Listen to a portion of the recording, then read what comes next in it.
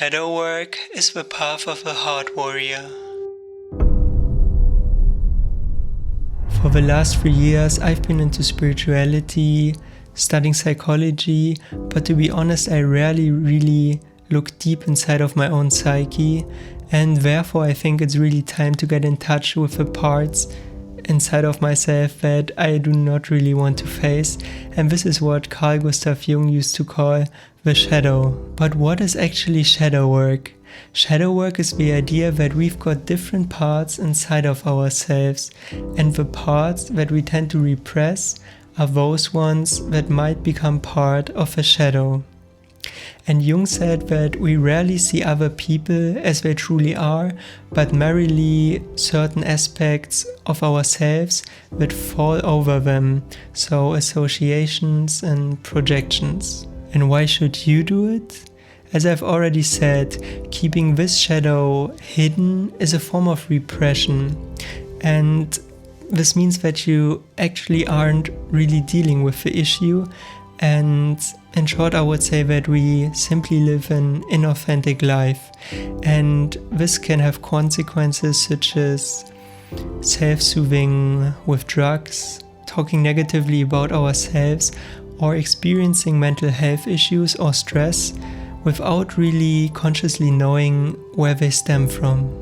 And even I need to admit that despite of all the practices I have done, such as yoga or meditation, that often I manage to find a way around my shadow and merrily distracting myself with superficial activities, only doing everything not to face these parts inside of myself, until I came to the point during the last weeks where I felt, okay, I can't really do this any longer. And during those 30 days, my goal was to kind of become more aware of all of these parts and to find out to what degree this shadow is actually ruling my life. Okay, and how am I going to do it? Modern shadow work refers to the process of discovering those shadow traits and forgiving ourselves for them, and also healing from past trauma that may have caused them, and then trying to integrate those lessons in order to grow. And during those 30 days, each day I'm going to take up to 30 minutes to do this kind of work by mostly journaling. But before we start with a short meditation, just to get grounded and being more open. And then I'm trying to be as honest as I can be and write down everything that comes into my mind. Also things that might seem to be irrelevant, still writing everything down, even if it might be shame or painful or whatsoever. And then afterwards, trying to get in touch with it, trying to integrate it, and also doing some self-care if needed. Okay, but what kind of things does our shadow actually contain? And most of the time, it's those basic emotions that we do not really want to feel, such as anger, guilt, and shame. When there's the sadness and fear, and underneath often emotional pain and hurt. And of course, there are also more complex emotions. Here, I'm just going to give you a short list. But most of the time, it's those basic emotions that I've talked about that are at the core of the shadow. And I'm definitely also going to do more videos about it, how to really tap into it. But for now, that should be enough. And what is so important that you need to know for shadow work is that the shadow is most apparent in strong emotions. So if you are able to spot these emotions that manifest in our body as sensations, then you can kind of connect with them and relate to them. And then afterwards, it's easier for yourself, once you get used to the feeling, to discover those kind of emotional patterns when they come up in daily life, when we get triggered. And therewith we come to the next point of journaling and prompts. Especially for beginners, I think it's so valuable to start with those journaling prompts, which often are directed at triggering those emotions, which are often connected to memories and experiences, often from childhood, that consciously or unconsciously affect ourselves. And I've put all of my prompts in the video description, so you can check them out there. And what we are going to do now is to look at some of my prompts and to kind of understand how I'm doing this work.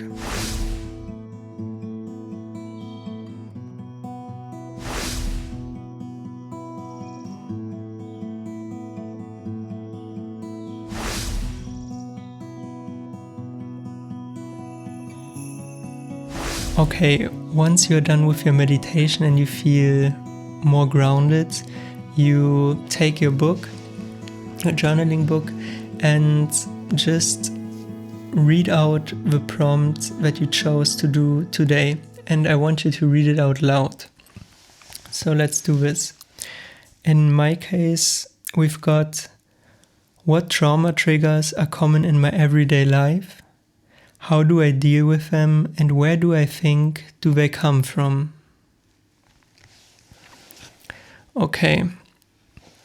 And then, if nothing comes up, I'm going to read it out again.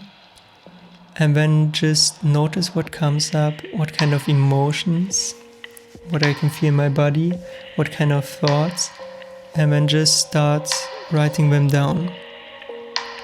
And it's important not to trying to analyze it too much and over-rationalizing it. And sometimes if you don't do it, you see that it comes up naturally, just as a flow. And sometimes I was even surprised what came up, because I just started writing. And if it doesn't work immediately, that's okay. I mean, we've repressed those things for so many years, so it takes some time to let it come up. Okay, and I've wrote, the trauma triggers are discussions with my mother. For instance, when she has the need to be righteous. Sometimes I also keep quiet and just observe to not unconsciously react to it. But sometimes, of course, I also get mad and confront her. Probably it triggers me because my mom tends to be overprotective and in the end only wanting the best for me, but at the same time restricting my freedom and kind of personal growth, that I can't really learn to fail like on my own and being responsible for it. And this was the first part, and then maybe there's a pause, and then I would see, okay, what else comes up? Is there anything else? When I notice, okay, there's something coming up, and I keep on writing. And I wrote, when I'm sensitive and don't try to protect myself, I get triggered when someone confronts me or is very direct and straightforward, even if it might be a joke. Often I smile to overshadow it, that it doesn't hurt me, not wanting to show that kind of pain to the other person. And the less protection, the stronger I feel it, which makes me feel kind of naked and vulnerable. And it also comes from the place of lack or insecurity, when I also tended to become quieter in the past in school, sharing less with my parents, and just being that nice guy and that creates a peaceful environment, who does not want to be straightforward or to hurt other people. yeah, this was the second part that kind of came up. And when I would just go through it again, feel into my body what comes up, and just read through it again. And then I would ask myself, okay, is there anything else, any kind of other triggers, or where could they come from? Just repeating the first questions. And then it also came up that I was insecure when it comes to my body image. And for such a long time in the past, I used to go to the gym and invested so much time in my self-image to kind of protect myself, and having that feeling that this body is so important, and that I don't feel that it's enough if it's just untrained the way it was. And therefore I worked out a lot, consumed so many calories, made some progress, but there was always this controlling need, that I need the sense of needing to gain weight in order to feel more accepted, more liked, and just like trying to go around this this emotional pain when others would say, okay, you're just skinny if you don't work out. And this was also a part that kind of came up. Just this as an example for now. And if there are different things coming up as it was here, then I would recommend to go through those things one by one. And because of this repression, which is actually a safety mechanism that comes in form of resistance, it can be sometimes difficult to spot these emotions, but really trust your body. It knows what kind of emotions are inside of you. And if you are not sure what kind of emotion it could be, then just ask yourself. For instance, if you've heard what I've just read, I would ask myself, okay, do I feel sad? Then see if anything comes up.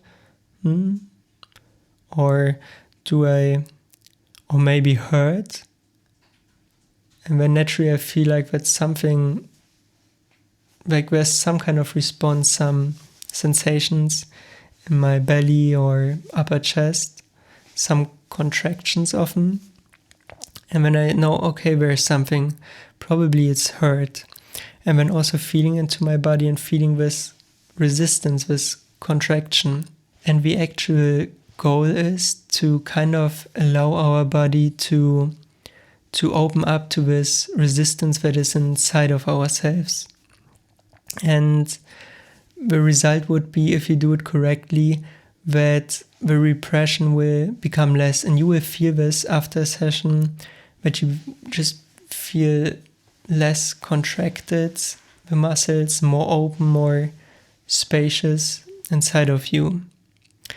And once I've done this kind of shadow work, I've just read through it again, and then just take off some minutes for myself, going for a walk or listening to some music. And I had 20 prompts about all the nasty stuff, 3 prompts focusing on my spiritual practice, and in the end 3 prompts for the last days of integration, forgiving and self-care. And sometimes it could be that a question seems to be neutral and that nothing really comes into your mind, or that you don't feel anything in your body. And if that's the case, it means that probably there are no shadow parts that get triggered, so you just move on to another question. And I actually noticed that I'm bypassing a lot. And spiritual bypassing is the tendency to use spirituality and all the practices that come with it as a way to kind of avoid and not wanting to face unresolved emotional issues or psychological wounds. And I'm definitely going to make another video about this topic of spiritual bypassing because it's really interesting. And yeah, so make sure to check it out. I also made a video about Carl Jung and his view on spiritual topics such as the mystical experience. Filling the conscious mind with ideal conceptions is a characteristic of Western philosophy, but not the confrontation with the shadow and the world of darkness. One does not become enlightened by imagining figures of light, but by making the darkness conscious. Let's come to the 3 days of allowing, forgiving, and self-care. During those days, I really only try to take off some time for myself, being in nature, just doing naturally the things that I wanted to do, not being or spending too much time on the phone, doing stressful work or working on my videos. And then also reading through all the pages that I filled during the last weeks and feeling into them and kind of trying to integrate it. And what I've also did, which I think is so important, at least for me, is to share all of those things, my insecurities, emotional repression, psychological wounds, eventually traumas, with a closed one. And I started doing it with a few friends. I had 3 friends. I had a call, and luckily all of them are psychologists, and we've kind of talked about it, and it was really nice because they really created an open atmosphere, knew what kind of questions there were to ask, to reflect on, and those kind of things. But the most important part from my side was just to get it out, especially because I tend to be that more introverted and quiet person. And then, which was even more painful, was to share it with my family, with my parents and my brother, but I definitely do not regret it. And here, what I've noticed is important, that if you talk about things that include others, is not to merely accuse them, but to kind of say what you feel or what you would have wished for. Because what you feel, it's just there, it's true. You're not saying it's your fault, but it's nothing that people can argue about. And then most likely the other people will also accept it in a, I would say, very positive way.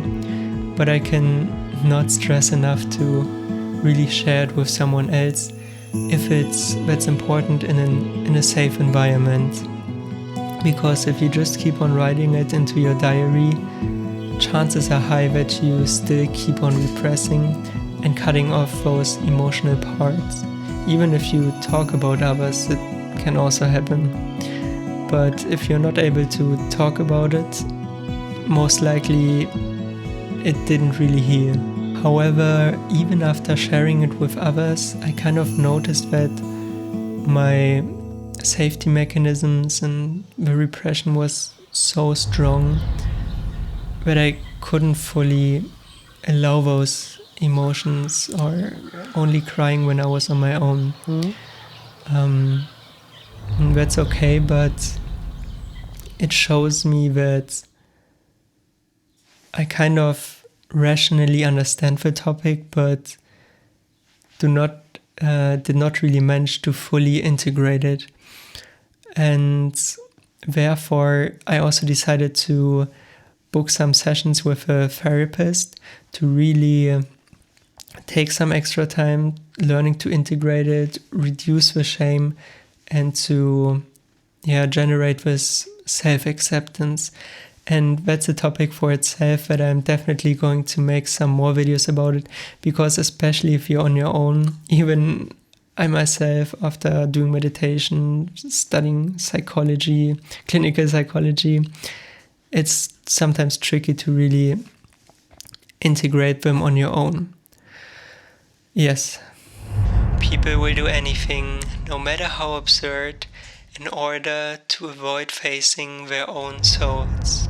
The last day and my conclusion. I'm fully convinced that projection is a natural process, also in children, to kind of protect ourselves from overwhelming and threatening situations. And in a perfect world, probably during early adulthood, we would reclaim all of those projections and integrate it, but of course we know that this is not the case, and therefore shadow work is so valuable. And for me, the most frightening thing was to really share those insecurities and psychological wounds with closed ones. That there's this fear of overwhelming the other person. Because let's be honest, we do not want to see other people suffering in all those negative emotions. We do not even want to see it in ourselves. And on the other hand, also this fear of being overwhelmed by all those emotions. And also noticing that I'm constantly wearing different masks in different social situations, always adapting to different people, not speaking up when something is really important for me, and always compromising just because there's this unhealthy need to be liked and admired by everyone, and being a people pleaser and cutting off the emotional parts, not wanting to feel them or also to show them to others, as there is this fear of rejection and abandonment, and constantly feeding myself with lies such as I'm not repressing anything, I've studied psychology, did meditation, and so on. Feeding myself with lies such as I'm not scared to be really intimate with someone else. And to really feel all of those lies that I'm unconsciously feeding myself with. But I'm always happy just because I didn't experience some big traumas in my childhood, got beaten, or experienced the death of a loved one. But still I noticed that there were and are some experiences that clearly shaped myself, my personality, my behavior, and just my whole belief system. If you are still listening to me at this point, I honestly want to thank you.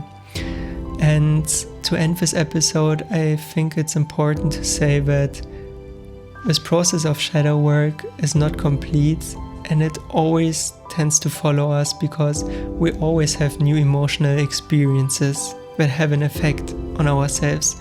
The question is if you want to feel or suppress it, if you want to open or close.